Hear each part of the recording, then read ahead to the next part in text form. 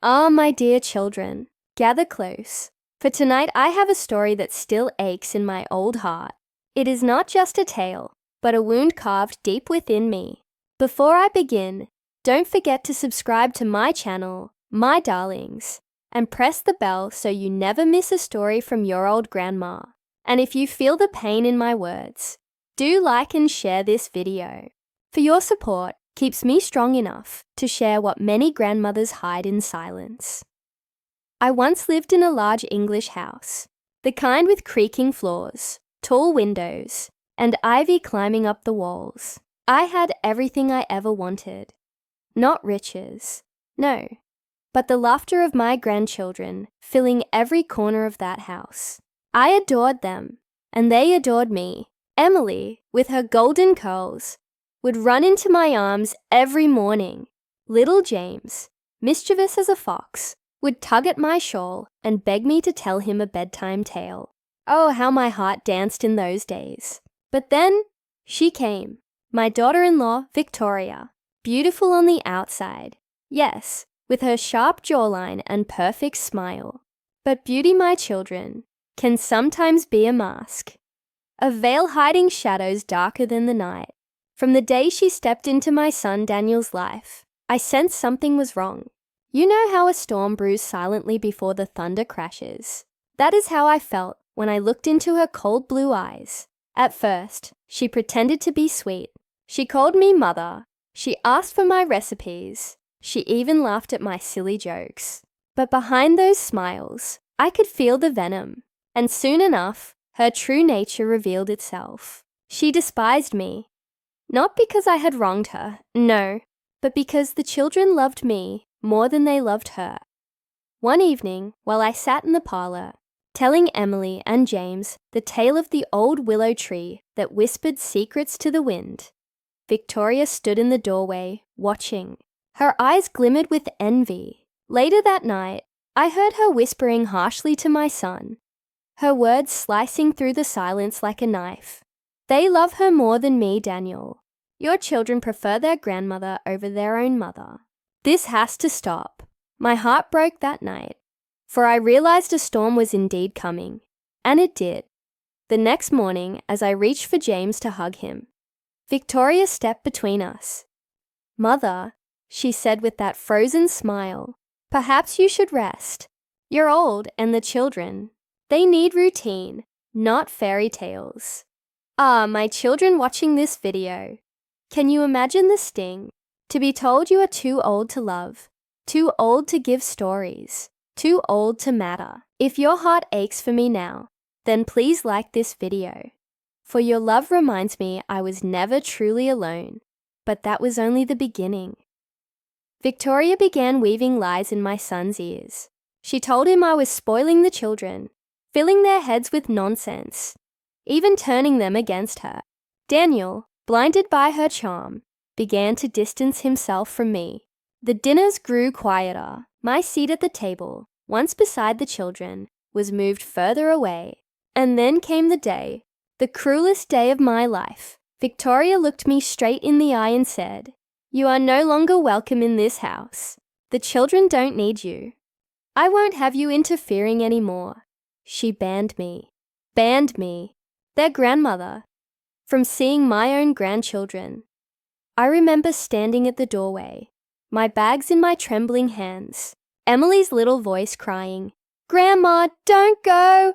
Please don't go." Oh, I can still hear it in my ears tonight, echoing through my bones. James tried to run after me, but Victoria's hand gripped his shoulder like iron. I left that house with tears streaming down my face, the cold wind biting at my cheeks.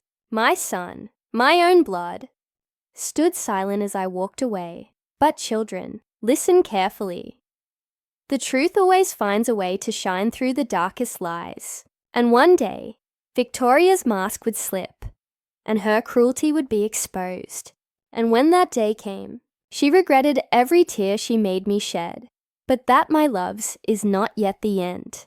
For the story grows darker, and the secrets hidden in that English house were far beyond what I had imagined.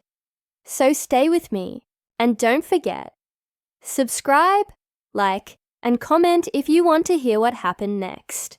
For your old grandma's heart has much more to tell. Ah, my sweet ones, you are still here listening. Thank you. It warms my heart to know that someone cares for an old woman's story. Do me a kindness, my children. If you feel the sorrow of my tale, don't forget to press like and subscribe so that this story may reach more hearts like yours. Now, where were we? Ah, yes, the night I was cast out from my own son's home. I went back to my little cottage at the edge of the village. It was a lonely place, with ivy climbing the stone walls and a garden full of roses that I tended with my wrinkled hands. Yet no matter how many roses bloomed, the emptiness inside me could not be filled. I longed to hear Emily's laughter, to feel James tugging at my shawl, to tuck them into bed with a story. Instead, I sat alone by the fire, my knitting in my lap, the clock ticking louder than it ever had before. Nights stretched into weeks, weeks into months, and though I tried to tell myself they would come, that Daniel would knock at my door with the children in his arms, it never happened. But children, fate has strange ways. What is hidden in shadows always comes to light. One evening, when the sky was heavy with rain, a knock rattled my door. My old heart leapt. Could it be Emily? James, my son. I hurried trembling and opened the door. But it was not who I expected. It was Mrs. Green, a neighbor from the village. She was out of breath, her umbrella dripping with rain. Her eyes, wide and troubled, met mine. "You must come," she said. "It's the children. I saw them in the garden and something is not right in that house." Ah, my children. A chill swept through me. What could she mean? I grabbed my shawl and followed her through the storm. As we neared the house, that grand house with its tall windows and ivy walls, I felt my chest tighten. It looked so different now, shrouded in darkness. No laughter spilling from the windows, only silence. Mrs. Green pointed to the side garden. "Look there," she whispered. I peered through the iron gates and saw Emily and James standing under the rain, their small figures shivering. They were locked out. Yes, my darlings, their mother had locked them out of the house in the cold rain. My blood boiled, but my hands shook too much to push the gates open. I wanted to call out, to rush to them, but just then the front door opened. Victoria appeared, her face hard and merciless. "Back inside now," she hissed at the children. But they did not move. Emily lifted her little chin and shouted, "We want Grandma! We want her!" Oh, my sweet ones. Can you imagine the sound of their voices calling for me while I stood hidden behind those iron gates? If your heart aches now, as mine did then, please comment below and tell me, what would you have done in my place? Victoria's eyes darted around the garden, and for a moment, I thought she might see me. But she dragged the children inside, slamming the door with such force that it echoed through the empty street. That night, I could not sleep. Why were the children left outside? Why did they cry for me with such desperation? My instincts screamed that something darker was unfolding in that house, something far beyond jealousy. And I was right. A few days later, I went to the village market to buy flour. There, I overheard two women whispering near the bread stall. "Have you heard?" one said. The doctor was called to the big house again. The children look pale, thin. Something's not right in there. Pale, thin. My Emily and James. The children I once fed with my own hands. A fire rose within me. I knew then that I could no longer sit quietly in my cottage. I had to uncover the truth. But I could not walk through the front door, for Victoria would never allow it. So, my children, I did something no one expected from an old woman like me. That night, when the moon was high and the village slept, I crept through the hedges at the back of the house. My hands, though wrinkled, still remembered the garden's paths. I moved quietly, the way I once did as a young girl sneaking apples from my father's orchard. Through the kitchen window, I saw it. The table was bare. No bread, no meat, No warm milk for the children. Just a half-empty glass of wine and scraps of cheese. And in the dim light of the hallway, I saw Emily clutching James's hand. Her eyes hollow, her cheeks sunken.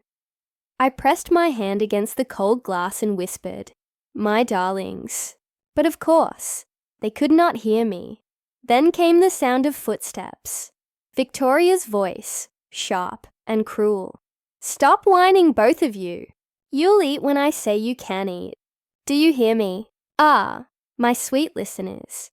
If your heart burns with anger for those poor children, like mine did that night, then show your support by liking this video, for only your love can ease the ache of what I witnessed. I knew then that Victoria was not just cruel. She was dangerous, and I promised myself I would not let her destroy my grandchildren. But how? I was just an old woman, banished from their home. And yet, the truth was beginning to unravel, thread by thread, and soon everyone would know what she had done.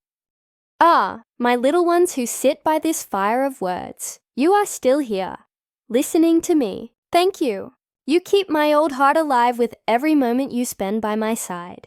If you wish to stay close for more stories like this, don't forget to subscribe to my channel and press that little bell so you never miss a secret from your grandma's lips. Now, that night when I saw my grandchildren through the kitchen window, pale and weak, their little bellies empty, that night changed everything in me. A fire was lit inside my old chest, one that no cruel hand could extinguish.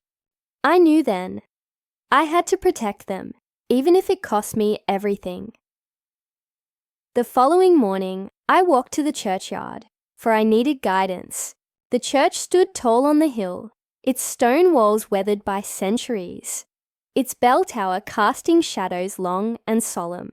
Inside, I found Father Thomas polishing the candlesticks. His kind eyes fell on me, and at once he asked, "What troubles you, Mary?" Yes, children, Mary is my name. A simple name for a simple woman, but one who carried a heavy burden. I told him everything. My voice trembled as I spoke of Victoria's cruelty, of the children's cries, of the empty kitchen table. His face grew grave. "This is no small matter," he said. "If the children are being mistreated, something must be done. But you must have proof, Mary.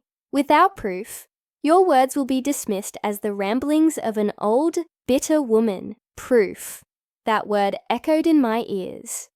I nodded, though inside, I wondered. How could I, an old grandmother, find proof against a woman so cunning, so careful with her lies? And then, as though fate itself wished to guide me, the answer came sooner than I expected. The very next day, I was in the village square when I saw Daniel, my son. He looked tired, his face lined with worry. My heart ached, for I wanted to embrace him, to shake him awake from the spell Victoria had cast. But before I could call out, I noticed something in his hands. A small medicine bottle. He slipped into the apothecary, and my curiosity burned. Why medicine? Was someone ill in the house? When he left, I went inside. Old Mr. Clark, the apothecary, looked at me strangely. Mrs. Mary, your son was just here. He asked for something strong, sleeping draught, for the children. My knees nearly buckled beneath me. Sleeping draught? For Emily and James. What mother, what kind of woman, would give such things to her children?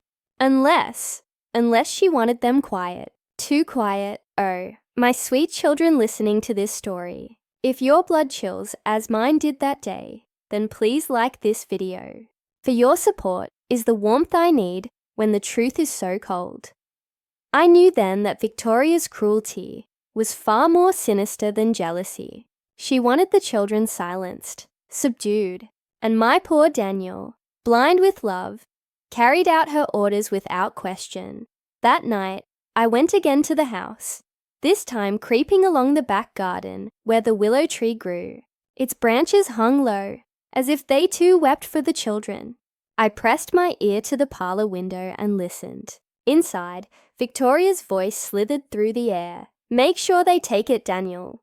They'll sleep, and we'll finally have peace in this house. I can't stand their whining anymore. Peace? To her, peace meant silence. To her, peace meant no laughter, no cries, no children at all. I pressed my hand against the glass, tears streaming down my wrinkled cheeks. My poor Emily, my sweet James. They were not only unloved, they were in danger. But then, as I pulled away, I noticed something strange. On the far side of the garden, near the shed, the earth looked freshly dug. A small mound of soil, too neat, too new. My heart stopped. What had she buried there? My mind swirled with dreadful thoughts. Was it food she had hidden from them? Or was it something darker? Ah, my children, my bones shiver even now as I tell you this. For when I returned the next evening and dared to scrape at that soil with my bare hands, what I found was not food at all. It was a small bundle of letters. Letters written in my son's hand. I untied the ribbon with shaking fingers. The letters spoke of loneliness, of despair, of a man torn between his wife and his mother. But deeper into the bundle, I found one that chilled me to the core. Daniel had written, "I fear for the children. I fear what she might do when I am away. Mother, if only you were here to protect them." He knew. My son knew the truth. Yet he was too weak to fight it. Ah, my loves, if you have ever felt helpless, watching someone you love fall into ruin, then comment below. Tell me your story, for sharing our sorrows makes them lighter. I clutched those letters to my chest and whispered to the night, I will not fail them, not now, not ever.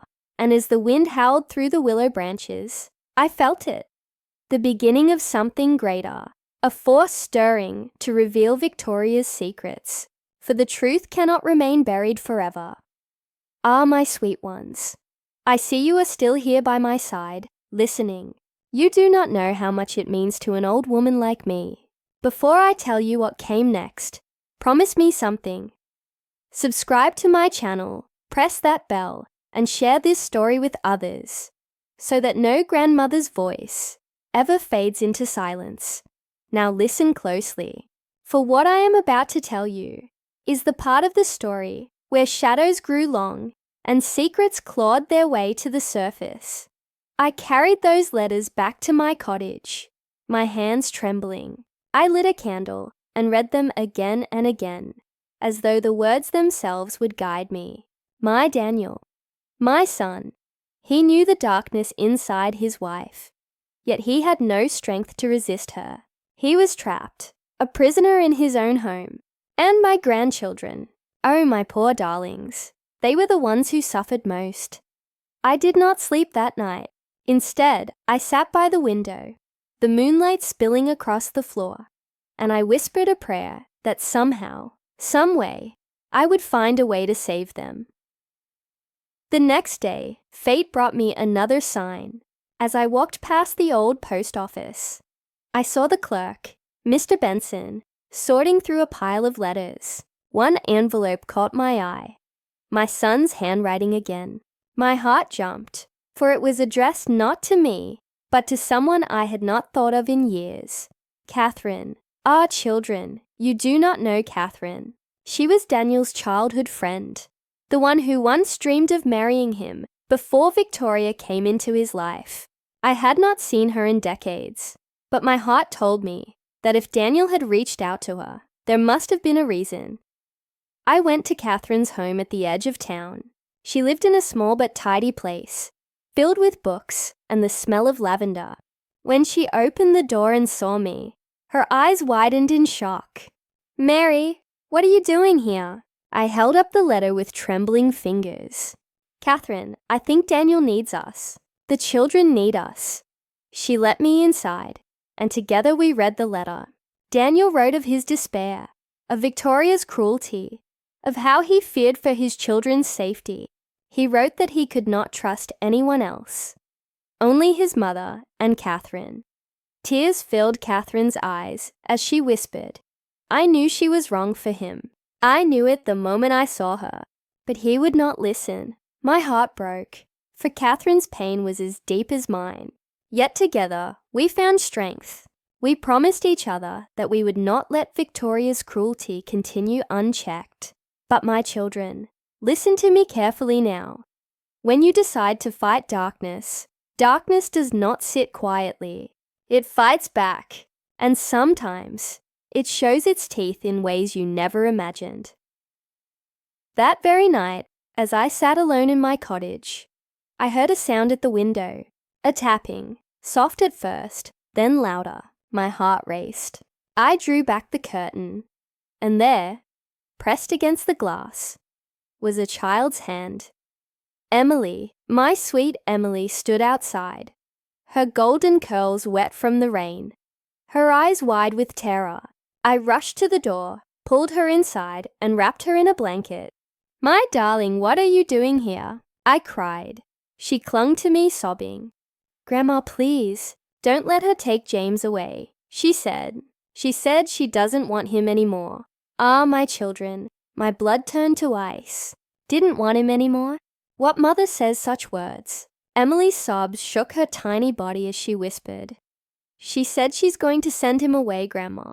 Somewhere far, somewhere I'll never see him again.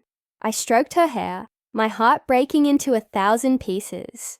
If your heart aches as mine did that night, please press like on this video. For every like is a candle against the darkness of cruelty. I promised Emily that she was safe with me. I held her through the night, whispering the old lullabies I once sang to her father. But my mind raced with fear. If Victoria truly meant to send James away, then time was running short. The next morning, I went straight to Catherine. Together, we went to the magistrate, hoping someone would listen. But the magistrate only sighed and said, "Do you have proof? Without evidence, it is only hearsay." Proof. Always proof.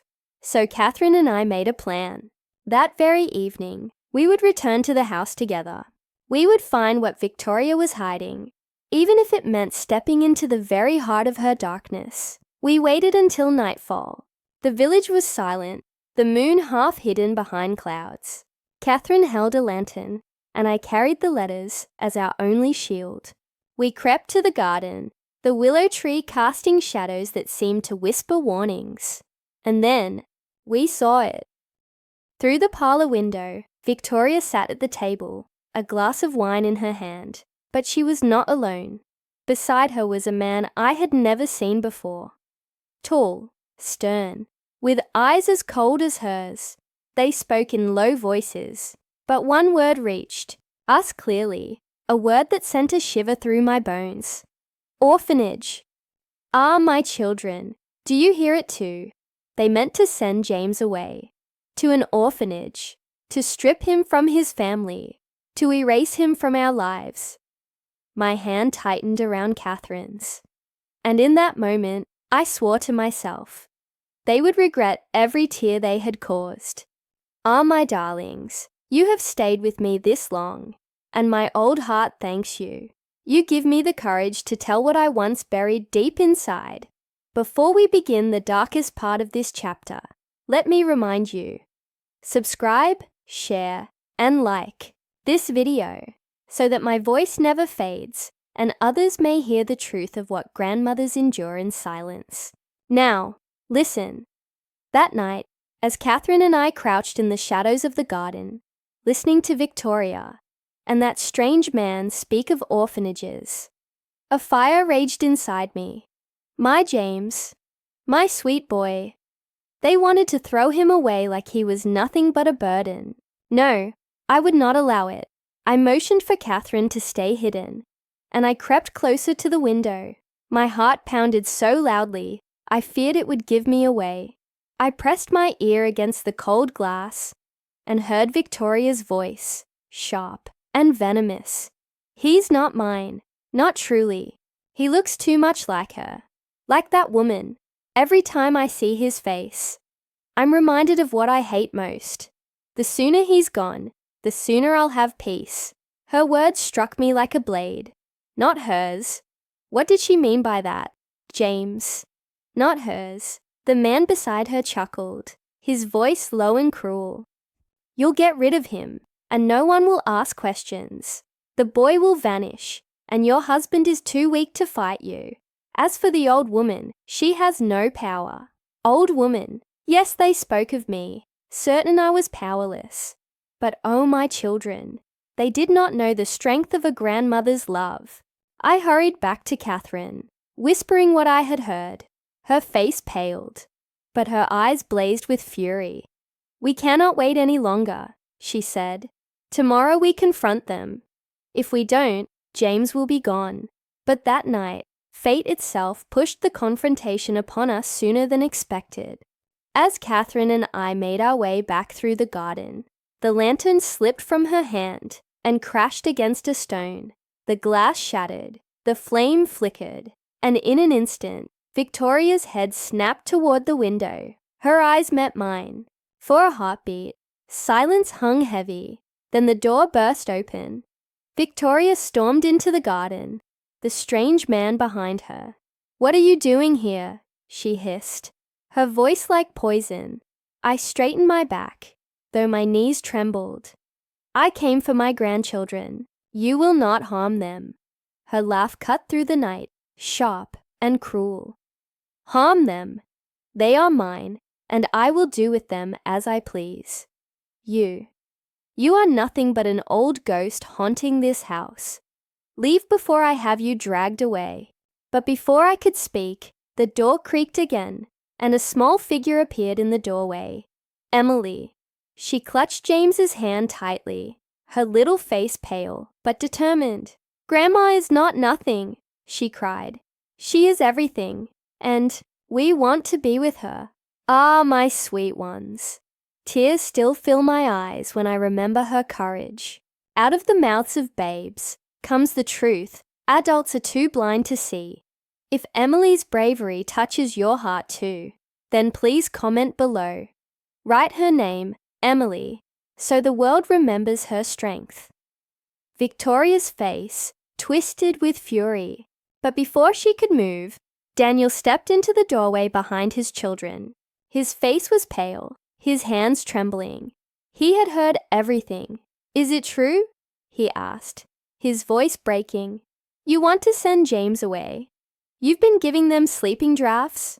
Victoria, tell me it isn't true." For a moment, Victoria's mask cracked. She faltered, then spat. Yes, it's true. He's not mine, Daniel. That boy, he belongs to her. To your mother, I will not raise a child that carries her shadow in his face." The world spun around me. My son's eyes widened in horror as he turned to look at me. I felt the ground tilt beneath my feet. What did she mean? James? Mine? The night fell silent, but for the sound of the wind through the willow tree. And in that silence, the truth I had never dared speak was dragged into the open. Ah, my children, the story does not end here. No, it grows darker still, for now the truth was out, and nothing in that house would ever be the same again. So stay close, for in the next part, I will tell you how Victoria's lies crumbled, how the house itself seemed to turn against her, and how the truth of James's birth changed everything. And do not forget, subscribe, like, and share this video, for this old grandmother still has many secrets to tell. Ah, my sweet children, you have returned, and for that, I bless you with all the love left in my old heart. Before I open the next page of this painful memory, do me one kindness. Subscribe to my channel, like this story, and share it with others. For every click you give is another stitch that mends my broken soul. Now, where was I? Ah yes, the night when Victoria's tongue betrayed her, and the truth tumbled out like a serpent from her lips. James. Not hers. James.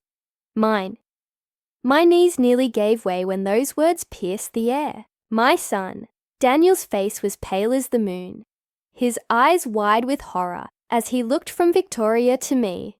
Emily clung to my skirts, trembling, while little James buried his face in my shawl. Unaware of the storm raging above his head, Victoria sneered. her eyes glinting with venom. Tell him, Mary. Tell him what you kept hidden. Tell him why that boy looks more like you than me. Tell him the truth, and let it destroy him. The garden seemed to spin. The willow tree groaned in the night wind, as though it carried my shame in its branches. My lips quivered, but no words came.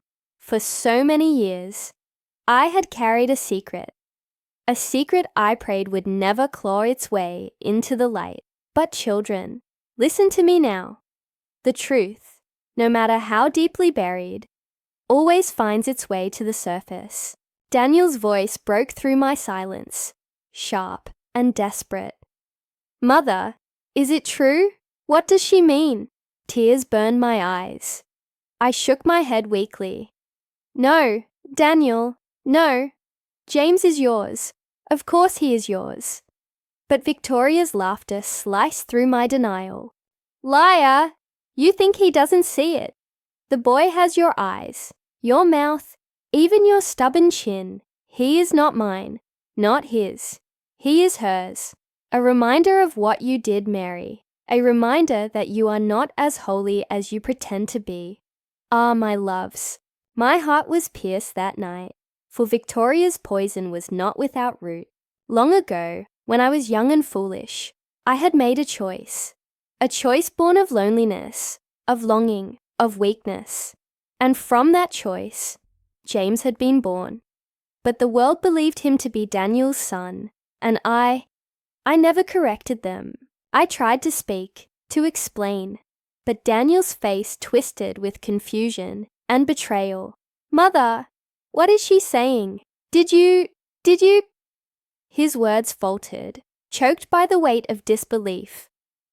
Emily wept softly into my skirt, while James, too young to understand, clung tighter to me. And Victoria, oh, she stood taller, her smile cruel and triumphant. You see, she hissed, this house is built on lies. Your mother is no saint, Daniel. She ruined your life the moment she kept that child. And now I will ruin hers, the way she ruined mine. Tomorrow James will be gone. The orphanage will take him, and you will never see him again. My blood froze. Tomorrow. She meant to take him away the very next day. But Daniel, my poor Daniel, he stood silent, torn between the mother who raised him and the wife who controlled him. He said nothing. He did nothing. And in his silence, my heart broke all over again.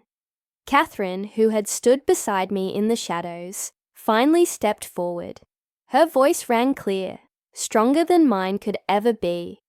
You are a monster, Victoria, and if Daniel cannot see it, the whole village soon will. You will not take James. We will not let you. Victoria's face darkened like a thundercloud. And who will believe you, Catherine? An old woman and a bitter spinster. Against me. Against a wife. A mother. But what she did not know, my children, was that the walls of that house were no longer silent. The servants had heard.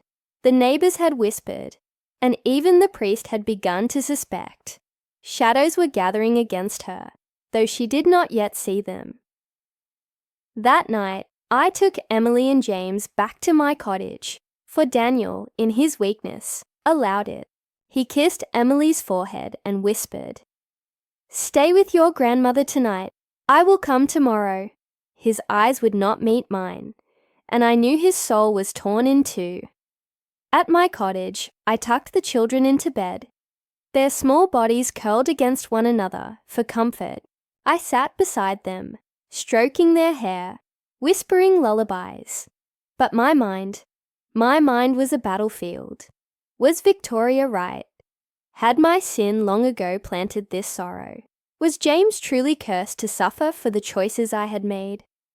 Oh, my children listening, now, if you have ever carried a secret so heavy that it nearly crushed your bones, then comment below.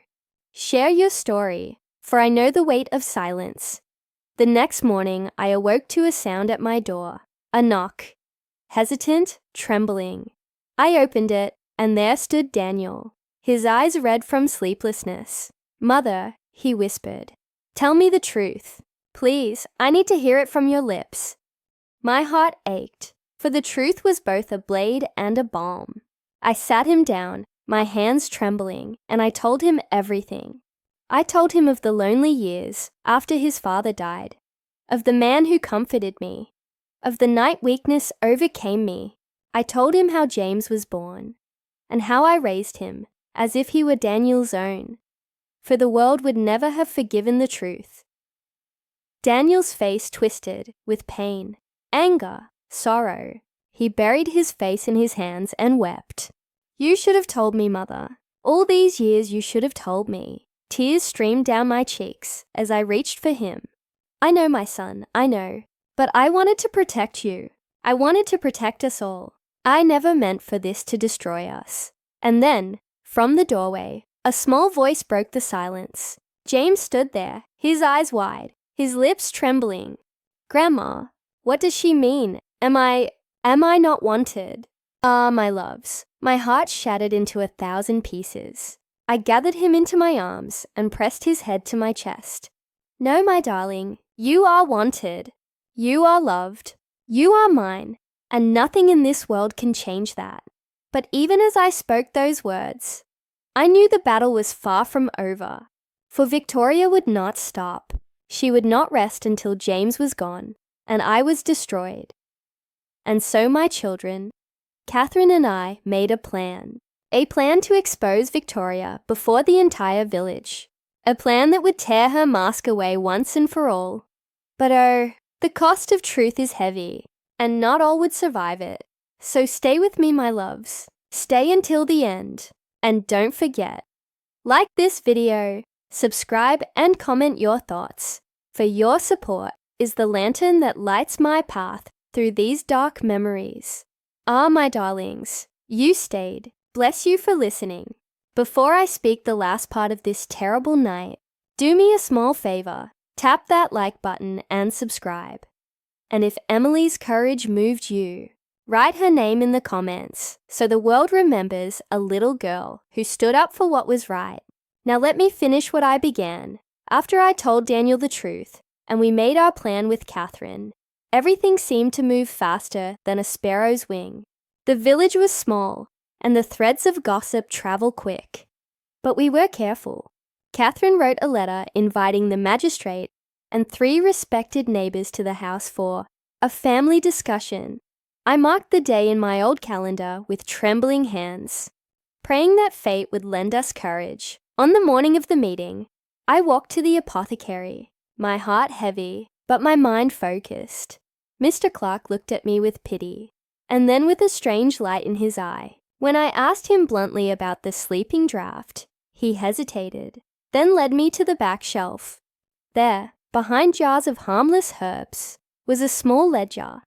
Notes in his hand of purchases, dates, and names.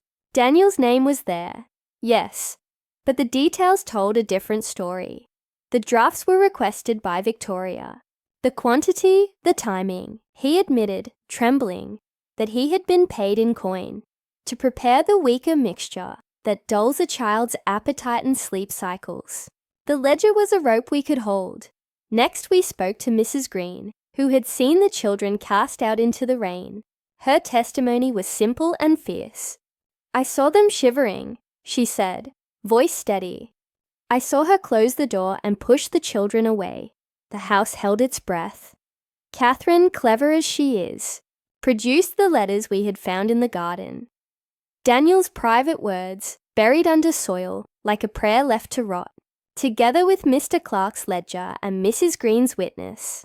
The threads of the story wove into a rope strong enough to hang truth in the open air. We gathered at the house that afternoon. The magistrate sat in the parlour with a stern brow. The 3 neighbours formed a small jury of our village's conscience. And Daniel, God bless him, stood in the centre of a room that had once been his sanctuary and now felt like a courtroom. Victoria entered with the same polished cruelty, but this time the smiles did not stick. Catherine spoke first, voice controlled, and read aloud the ledger, the neighbour's account, and the letters. I watched my son's face go from confusion to horror, to a terrible trembling clarity. He looked at Victoria as though seeing her for the first time. The man in his eyes melted. The husband I had once known returned for a moment. "Why?" Daniel asked, voice raw. "Why our children? Why our family?" Victoria's mask slipped then.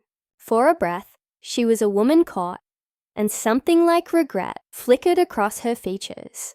But pride is a stubborn beast. She lashed out, accusing us of conspiracies, of jealous lies, of scheming to ruin her. She reached for a story about me, about my past, to distract the room. Old secrets make good smoke for those who want to hide. But secrets we had too. A maid, young and fearful, had been watching for weeks. She came forward at Catherine's call, hands shaking, and told us how Victoria forced the children to skip meals and slipped bitter pills into their broth when the house grew too loud for her. She had kept receipts in a trunk, small packets purchased from a distant town, returned and hidden under the floorboards. We pulled them up together. The evidence was plain: tampered food, doctored drafts, purchases traced by the apothecary. This was not imagination. It was cruelty measured in ink and coin. Something in Victoria broke then. The room felt cold, as if someone had opened the door to winter. She stopped shouting. She dropped her eyes. A soft sound escaped her. Not a sob. No, but something like a brittle confession. I was desperate, she whispered. And for the first time I heard fear, not malice. I wanted a life without noise, without being reminded of what I couldn't give. I thought if I silenced them, I could make a home of peace. I didn't think. Her words failed into a sob, jagged and ugly. Even cruel hearts can fray. The magistrate, who had seen many household quarrels, but few like this, took out his papers and read the law plainly. Victoria's actions: neglect, administering substances to minors, attempted removal of a child without proper guardianship, were serious. He would summon the proper authorities. The village would not be judge and jury forever. Legal hands would take the reins. It was not for us to decide punishments beyond the law, and we would not. That afternoon, as the constable led Victoria away under a hush of shocked whispers, she paused at the doorway and turned to look at Emily and James. Her eyes had no apology left in them, just a hollowness that frightened me more than any rage. "You'll see," she breathed. "I'll make you wish you'd left me alone." But this time, those were only the last sputters of a dying mask. After she left, the house felt different. Loosened, as if a heavy curtain had been pulled away. Daniel sank to the nearest chair and wept like a man waking from a long sleep. He took my hands in his and said, "Mother, I am so sorry I doubted you." I only squeezed him back. Words would not have mended all that had been broken. We moved slowly, with the careful hands of people who rebuild homes after storms. The magistrate arranged for the children to be medically examined. The doctor confirmed what my heart already knew. The children had signs of neglect and traces of sedatives in their system. Nothing catastrophic, but enough to show intent and harm. The law moved its formal machinery. Victoria would be investigated, and the orphanage plot exposed as well. Her plan to send James away had been laid bare and stalled by truth and the courage of those who stood with us. In the days that followed, apologies were small and many. The maid who had feared speaking before stayed on and helped nurse the children back to health. Mr. Clark gave statements. The villagers rallied around us. Hot meals, blankets, small gifts for the children, and kindness that dried tears faster than any medicine. Catherine and I sat with Daniel long nights, helping him shoulder the reality of both his wife's deceit and his own complicity by silence. It was a bitter lesson for a proud man. But lessons sometimes mend what apologies cannot. As for Victoria, she did not meet the children again for many months. The law required investigation. The magistrate warned of potential charges. I will not speak of vengeance. It is not ours to take. Yet I will say this. When cruelty is exposed, it cannot simply be carried like a secret under a shawl. It must be faced in the light. And the light, my loves, is what saved my grandchildren. When the house grew quiet and the nights less fearful, Emily climbed into my lap and whispered, "Grandma, will he ever hurt us again?" I stroked her hair and told her the truth of what I had learned long ago. People can be both broken and capable of kindness. Some break and ask for help. Others break and hurt. We must learn to protect our hearts and teach our children to speak. We promised Emily and James 2 things: safety and honesty. They would know their story when they were old enough to understand. But for now, they needed warmth, stories, and full tummies. So I gave them my old songs, and we planted new roses in the garden. If this tale touched the place inside your chest that remembers fear or the sting of betrayal, please press like. Share this story to remind others that silence can hide harm, and bravery, even the bravery of a small child, can tear a lie apart. There is one last thing I must tell you. A small twist that life gave us as a mercy. Weeks after everything settled into a cautious normal, a letter arrived for Daniel. It was from a woman he had once worked with in his younger days, a midwife's assistant who had moved away. She wrote that she remembered the difficulty of that season. She had seen a man come to the parish seeking help, offering to support a mother in secret, frightened and ashamed. She could not give a name, only a face in the crowd. Her little memory was the final piece that helped Daniel put together his own forgiveness. He realized his mother had carried a burden to protect him then, not to harm him. The past thorn had been meant to hide pain, not to plant more. Oh, my children, life is not neat like a ribbon. It is messy and full of thorns. But when we cut away the rot, when we bring light into dark corners, new things can grow. The village helped us reweave our lives. The children laughed again at tea time. Daniel learned to be brave in ways that mattered. And Victoria, she faced the consequences of her choices. Regret tasted bitter on her tongue when she looked back. Whether she learned from it, only God knows. So we closed that chapter with careful hands and hopeful hearts.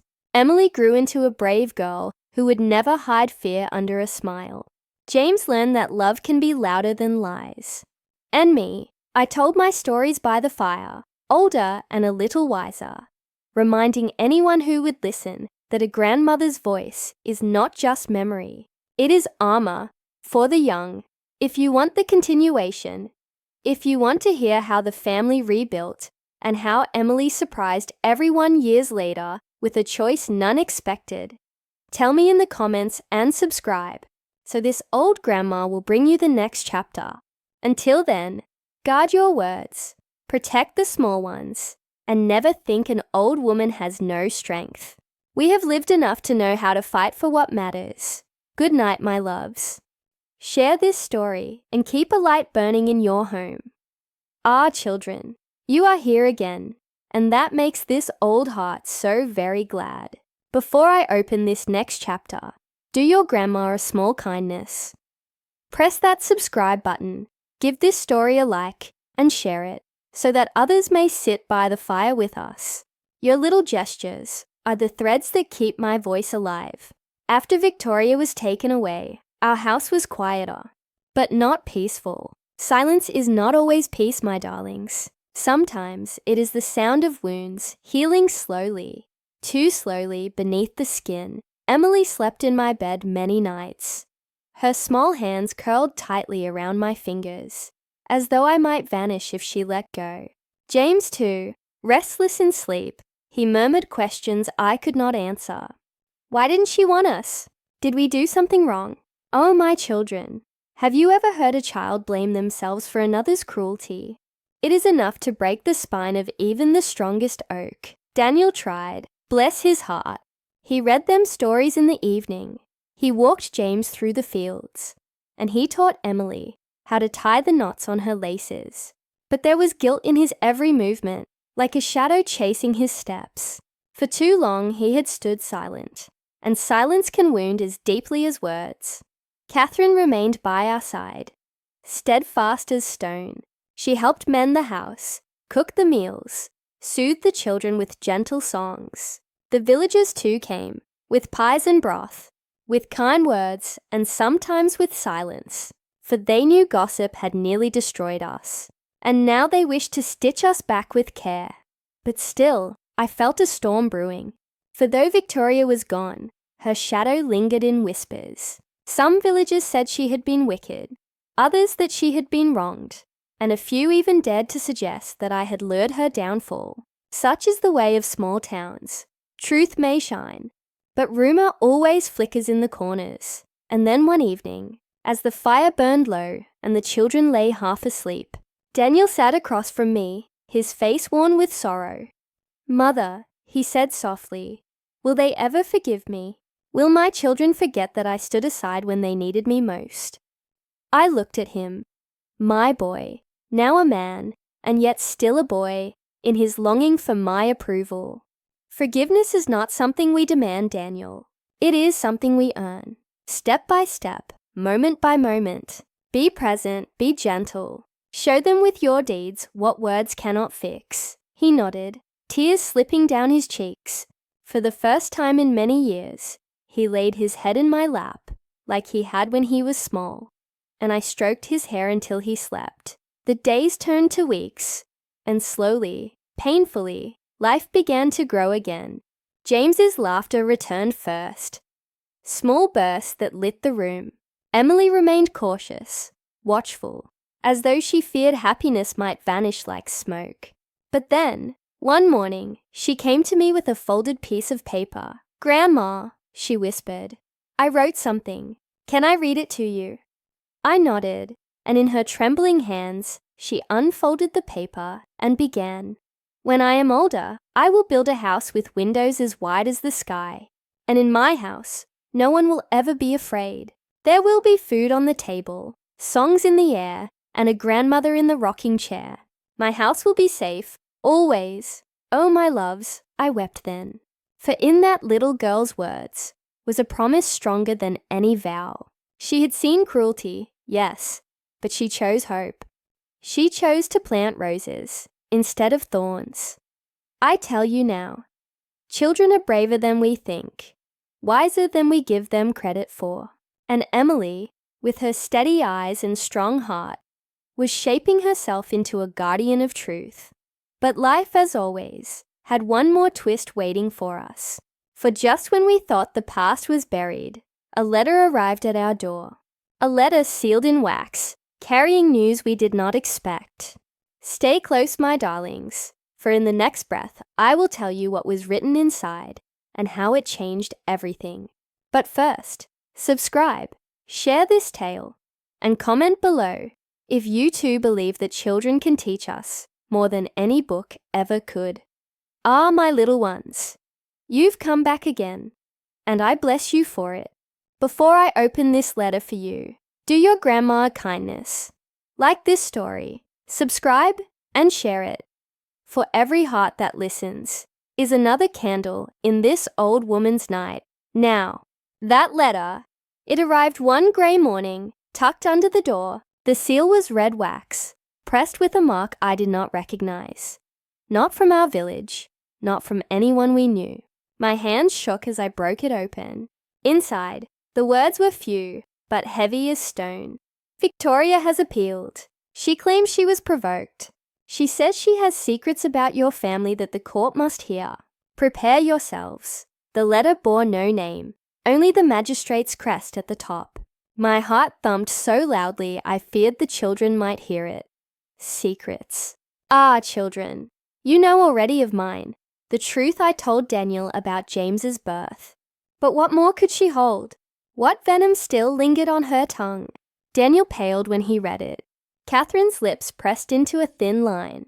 Emily, though young, sensed the fear in the room and asked, "Grandma, is she coming back?" I pulled her close. "Hush, darling. Even if she speaks, the truth will shield us." But in my heart I wondered, Could the truth still protect us? Or would it burn us once more? Days passed, each one tighter than the last. The children grew restless. Daniel threw himself into chores, repairing fences and tending the garden, as though mending wood could mend a soul. Catherine busied herself with baking, but the smell of bread did not ease the dread in the house. Then came the hearing. We travelled by carriage to the town hall, a grand building of stone, where whispers echoed in the rafters. The room was crowded. Neighbours, officials, and strangers curious to see a scandal unfold. And there she was, Victoria, seated at the front, her posture perfect, her eyes sharp as daggers.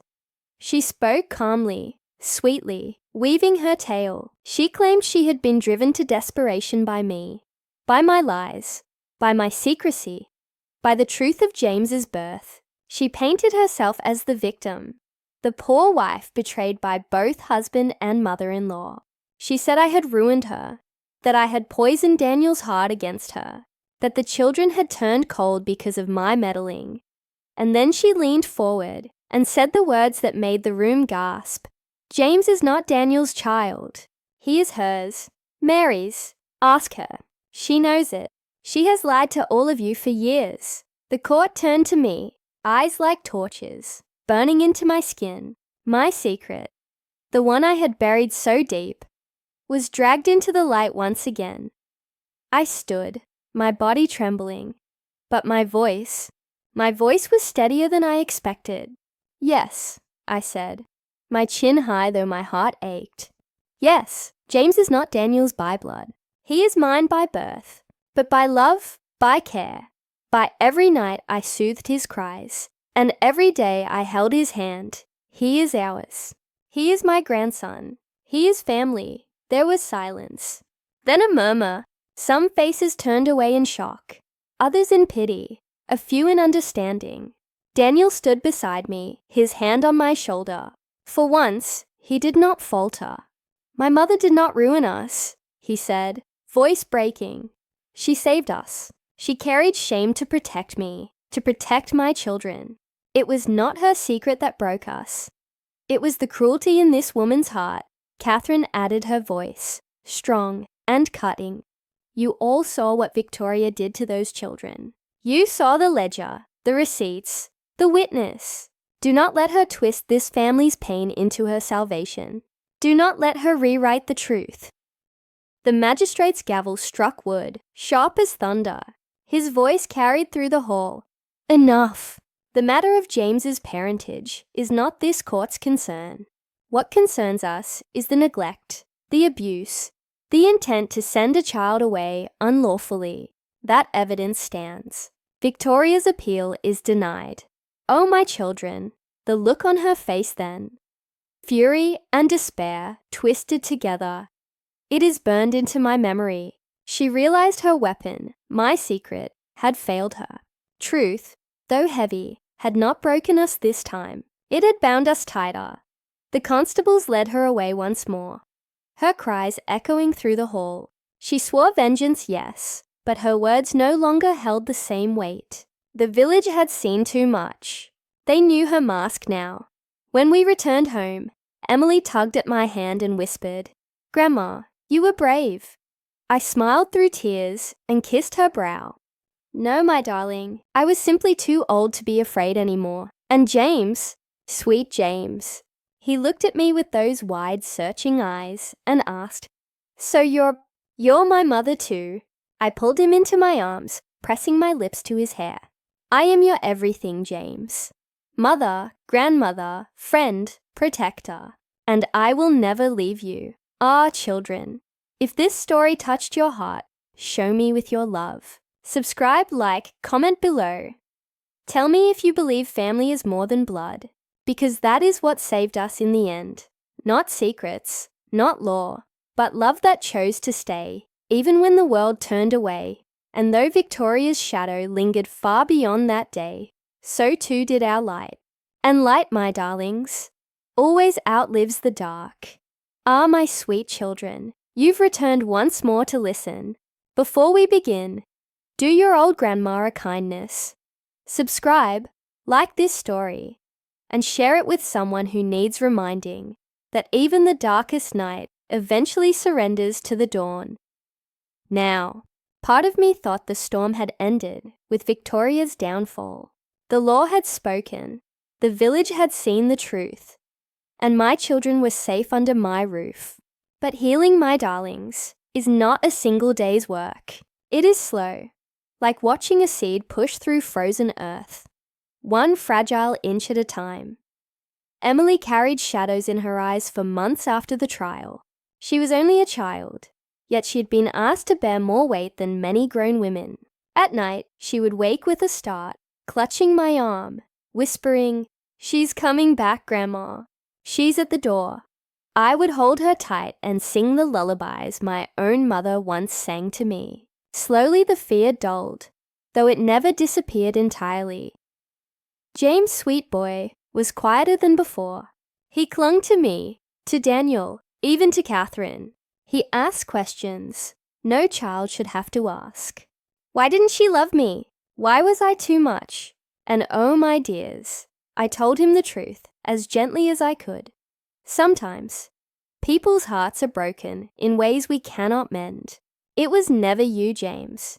You are light, and sometimes light is too bright for those who live in shadow. Daniel worked harder than ever to rebuild his bond with them. He was softer now, more present, never letting a day pass without sitting with the children, listening, answering, apologizing with actions instead of words.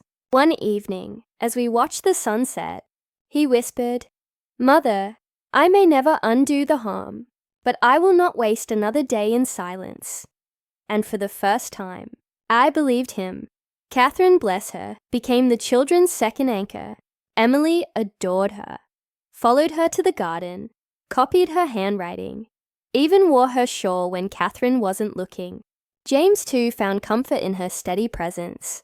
Between Catherine's stern love, Daniel's growing tenderness, and my own unwavering devotion, the children began to smile again.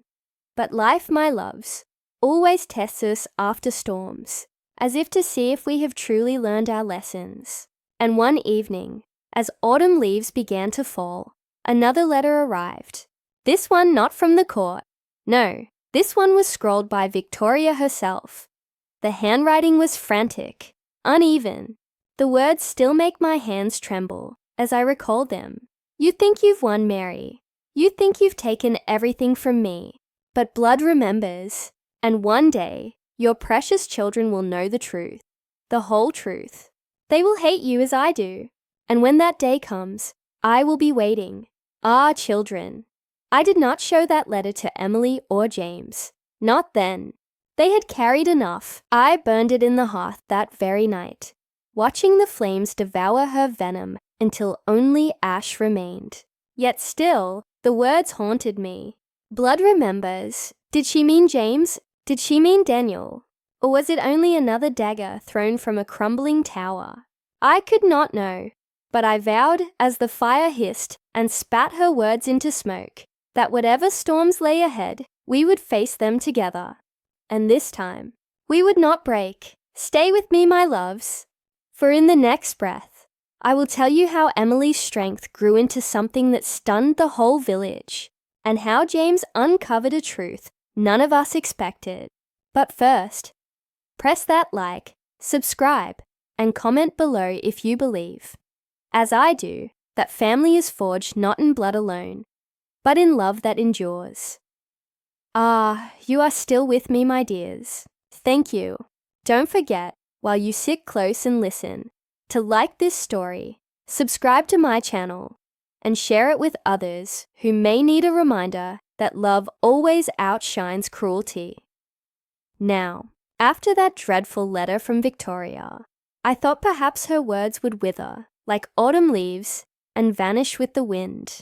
But fate had other plans. One cold evening, Emily came running into the sitting room, cheeks flushed, eyes wide.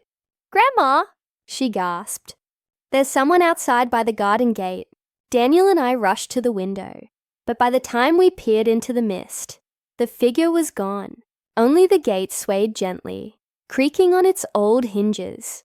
For weeks afterward, Emily spoke of whispers in the night. She would insist she heard footsteps in the gravel path or saw a shadow pass by her window. Daniel dismissed it at first, saying it was only the wind or foxes in the hedges. But I knew better. A mother always feels when danger prowls near her young. Then came the night of Emily's school recital.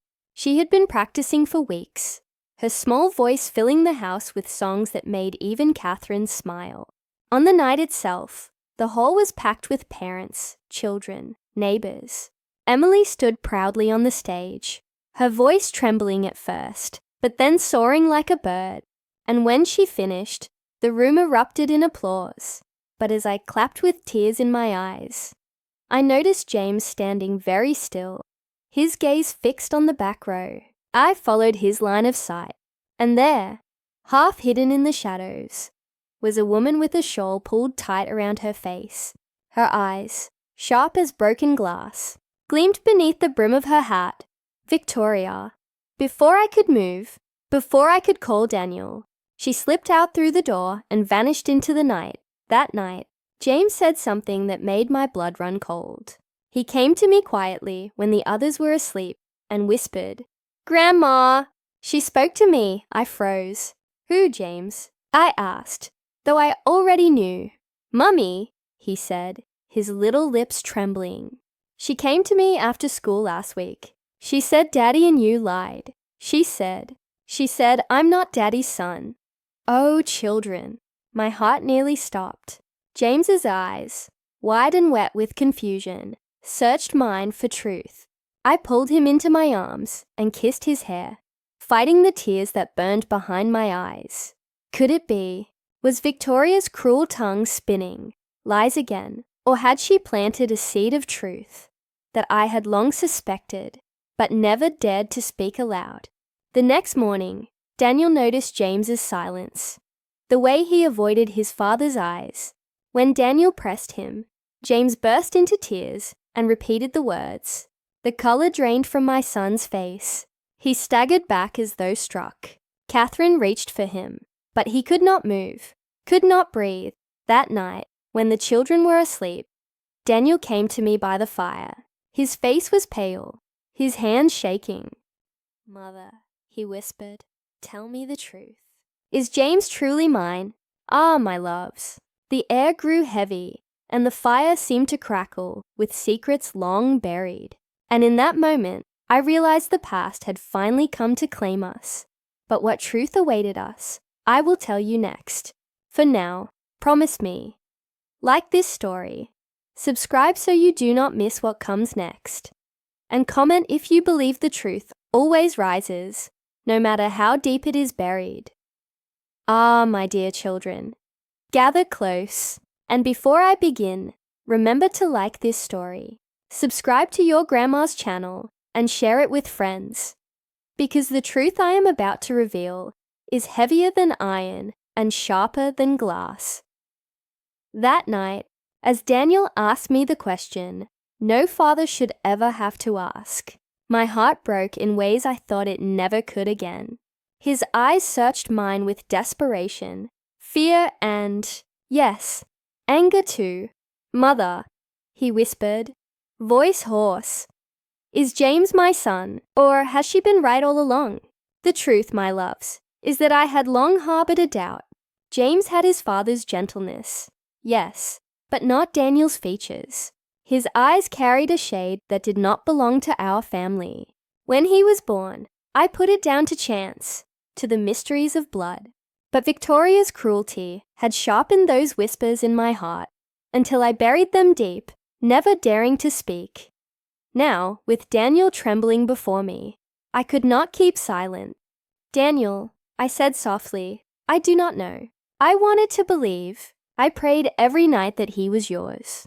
But Victoria, she was reckless. She was cruel. There were whispers, even back then." I turned my head for the sake of peace. "For the sake of you." His face crumpled, as though I had struck him. He sank into the chair by the fire, burying his head in his hands. So all these years, I raised him in lies. "No," I said firmly, placing my hands on his shoulders. You raised him in love. That is stronger than blood, Daniel. James knows no other father but you. But men, my children, often carry pride like a brittle sword. Daniel rose, pacing the floor, torn between love and betrayal. I must know, he muttered. I will find out the truth. If she deceived me, I will never forgive her. The days that followed were filled with tension. James sensed it, Emily too. Catherine tried to soothe Daniel, but even she could not quiet the storm within him. He began making inquiries, speaking to doctors in the city about tests, proof, and then, as if summoned by the very turmoil she had sown, Victoria appeared again. One evening, I found a note slipped beneath our door. The paper smelled faintly of her perfume, sickly sweet, a scent I would never forget.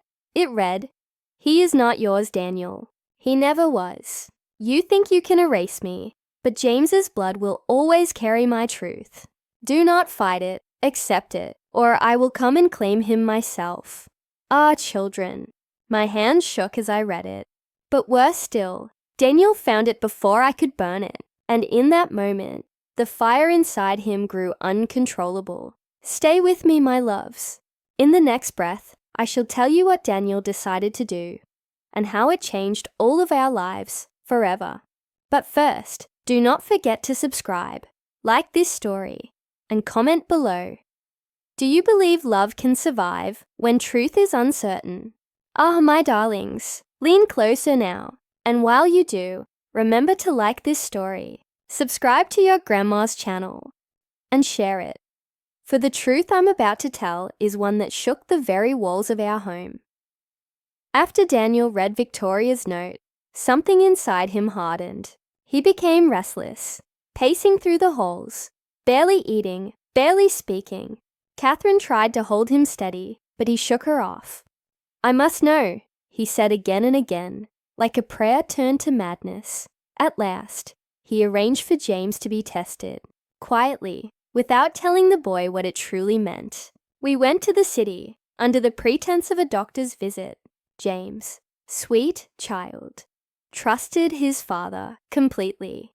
Never knowing the needle that pricked his arm, carried questions that could shatter his world. The waiting was the hardest part. Days dragged by like years. Emily grew suspicious. She asked me, "Grandma, why is Daddy so sad? Why does he look at James like that?" I hushed her, kissed her brow, and prayed to the heavens for mercy. And then, the letter arrived. A plain envelope, heavy with fate. Daniel tore it open with shaking hands while we sat around the fire. His eyes darted across the page, and then they filled with tears. He dropped the paper, staggered back, and whispered only one word. "No." I bent to pick it up. My hands trembled as I read the lines, each word a dagger. The test was clear. James was not Daniel's by-blood. Oh, children! The silence that followed was deafening. Catherine closed her eyes, whispering a prayer. Emily, too young to understand, clutched my arm, sensing disaster. And James, sweet, innocent James, looked from his father to me, his voice barely a whisper. Daddy, what does it mean?" Daniel turned away, his shoulders heaving. I could see the battle raging inside him. Love against pride, heart against betrayal. At last, he spun back, tears streaming down his face, and fell to his knees before the boy. "It means nothing, James," he choked out, pulling him into his arms. "Nothing at all. You are my son, my only son. No paper, no blood, no woman can change that." Oh, my darlings, my heart burst with relief, for though the truth had come like a sword, Daniel chose love instead of hatred, and that choice saved us. But Victoria, she did not give up so easily. That very night, another letter came, this one more chilling than the last. "You cannot keep him from me forever. He carries my blood, and one day he will come to me. You will see, children." Do you feel the chill? Because that was only the beginning of the final storm. Stay close. Subscribe so you don't miss the rest. And tell me in the comments, do you believe blood ties are stronger than chosen love? My loves, lean in close, and while you do, please like this story, subscribe to your grandma's channel, and share it. For the end of this tale carries a truth you must never forget. After the test revealed what we feared, we thought Daniel's choice, to love James as his own, would be enough to silence the ghosts. But Victoria, broken and bitter, had one last storm to cast upon us. One evening the children were playing in the garden. The air was crisp, the roses just beginning to wilt with the chill. I watched from the window, humming softly. Then I saw her, Victoria, standing beyond the gate, her shawl pulled tight, her eyes wild. She beckoned to James with a trembling hand. I rushed outside, calling his name, but before I reached him, she spoke. "James, I am your real mother. Come to me. They've lied to you all your life." James froze, torn between the woman who bore him and the family who raised him. Tears welled in his eyes. "Grandma, Daddy, is it true?" Daniel came running, his face pale. He knelt beside James and took his hand. "It's true she gave you life," he said, voice breaking. "But love is what makes a family. And she cannot give you that. She never could." Victoria's face twisted with rage. She lunged forward, but Catherine stepped between them like a shield. Her voice, calm but firm, cut through the night. "Enough, Victoria. You've taken years from these children. You'll take no more." The neighbors had gathered now, watching from their doors. Whispers spread like fire, and in that moment, Victoria seemed to realize she was defeated. Her shoulders sagged, her eyes filled with tears. Not of love, but of loss. She turned, stumbling into the shadows, and we never saw her again. Children. After that night, peace slowly returned to our home. Emily no longer woke with screams in the dark. James grew strong, knowing that love, not blood, defined him. Daniel healed, though the scars remained, and Catherine stood by him, steady as ever. And me, I sat by the fire many nights, watching them laugh, watching them live, thanking the heavens that the storm had passed. I learned something, my loves, that I wish for you never to forget. Family is not made of paper or tests, not of secrets or blood alone. Family is forged in love, in sacrifice, in the hands that hold you when the world tries to tear you apart. So if you take anything from this old woman's tale, let it be this: never measure your worth by those who cannot love you. And never doubt the power of chosen love to rewrite even the darkest of fates. Now, my sweet ones, if this story touched your heart, do me a kindness. Like this video, subscribe so you may sit by my fire again, and share it with those who need to hear that love is always stronger than bitterness. For though Victoria tried to banish me from my grandchildren's lives, in the end, it was she who was banished by truth. And we remain together, strong, whole, unbroken, and that, my darlings, is the end.